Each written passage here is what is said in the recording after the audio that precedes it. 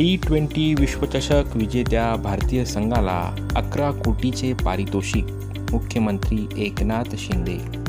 विधिमंडळात कर्णधार रोहित शर्मासह सर्व सहकाऱ्यांचा विशेष सन्मान. वंदे मातरम, भारत माता की जय या घोषणांनी मध्यवर्ती सभागृह दणाणले. T20 विश्वचषक विजेता संघ पराभवाच्या छायेतून त्यांनी विजय खेचून आणून कर्णधार रोहित शर्मा आणि त्याच्या संघाने भारतीयांची छाती अभिमानाने फुलून यावी अशी कामगिरी केली आहे.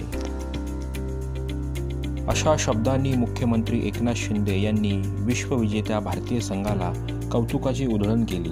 तसेच भारतीय संघासाठी महाराष्ट्र शासनाच्या वतीने 11 कोटी रुपयांचे विशेष पारितोषिक जाहीर केले.